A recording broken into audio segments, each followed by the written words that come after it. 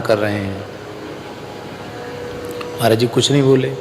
थोड़ी देर बाद उन्होंने फिर कहा तो महाराज जी ने ऐसे नेत्र किए और बोले, तो राम जी का दरबार है, सब आते हैं, राजा रंक सब आते हैं, आए तो बैठे हैं, क्या करें? अरे महाराज जी न्यायाधीश हैं मुख्य। जब तीसरी बार कहा कि मुख्य न्यायाधीश हैं तो महाराज जी बोले क्या करें, बाजे बजवावें कि मंगल कलश धरवावें? बकबक करता है, शांति से नहीं बैठता है, चुप। अब वो बेचारे वो भी सोचते होंगे अपने मन में कि ऐसे महात्मा तो जीवन में पहली बार मिले, इतना बढ़िया बोलने वाले। अपने राम पुजारी थे, यद्यपि उन्होंने हमको महंत पद पर प्रतिष्ठित कर दिया था, लेकिन सिद्धांत के बड़े खरे थे महाराज जी। वो कहते थे भाई स्थान में जो भी मूर्ति रहे सेवा सबको करनी चाहिए, और तुमको महंत बनाए तो तुम खाली पाओ प्रसाद इसलिए नहीं, ये राम जी का प्रसाद पचेगा नहीं। तो महाराज जी आप आज्ञा करो क्या से? बोले तुम रसोई बना नहीं सकते, पूजा करो, जब तक यहाँ रहो तब तक रोज पूजा, मंदिर में जाना पूजा करना जो आगे। अब तो हमारे यहाँ 2-2 3-3 मंदिरों में सब सहयोगी हैं।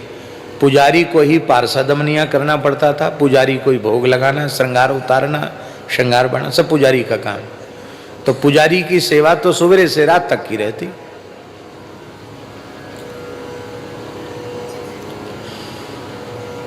तो हम पूजा में थे, हमसे बोले क्यों खड़े हो, भोग लगाओ, समय हो गया। तो भोग लगा ठाकुर जी को।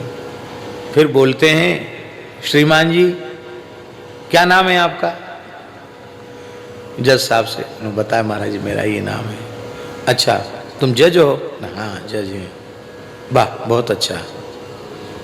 तो देखो ऐसा है कि हमारे यहाँ का नियम है, जो भारतीय वेशभूषा धारण करते उन्हीं को राम जी का प्रसाद पाने को मिलता है।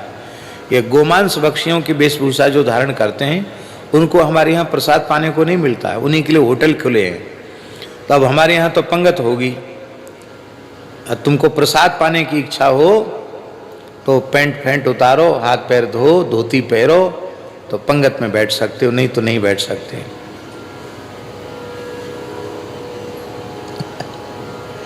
वो भी महाराज जी कितने भले आदमी थे।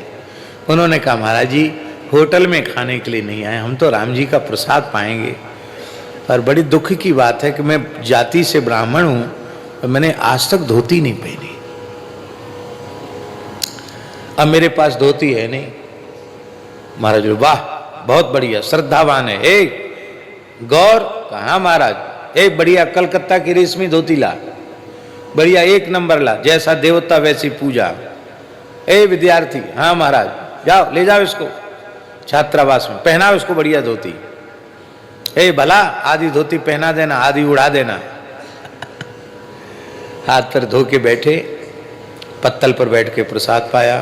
बोले श्रीमान जी अपने हाथ पत्तल उठाना, यहाँ नौकर को मत देना पत्तल, यहाँ राम जी के दरबार में राजा रंक का भेद नहीं है, सब बराबर हैं। बोले जो आ गया महाराज। पत्तल अपने आप से उठा के फेंकी। बाद में साष्टांग प्रणाम करके बोला उसने, मेरे सामने की बात है, कि महाराज जी आप जैसे संत देश में 10-20 भी हो जाएं तो हिंदू धर्म की रक्षा हो जाएगी। इतनी बढ़िया बात हमको कहने वाला अब तक कोई नहीं मिला। हमको तो सब आदर करते हैं, कुर्सी पर बिठाते हैं, पर आपने हमें बोध करा दिया कि संत के पास कैसे जाना चाहिए, क्या करना चाहिए।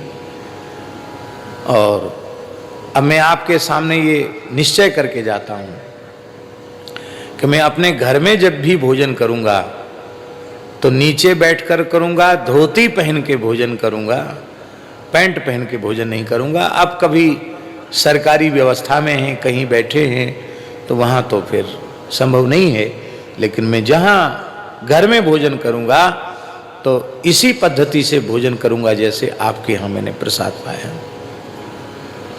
तब महाराज जी बोले देखो श्रीमान जी हमें आपसे कुछ चाहिए तो है नहीं, और डर हमें आपसे है नहीं। आपसे कुछ चाहिए नहीं और आपसे हमको डर नहीं है। तो सचिव वैद्य गुरु तीन जो प्रिय बोले भयास, राज धर्म तन तीन कर होय बेग ही नाश।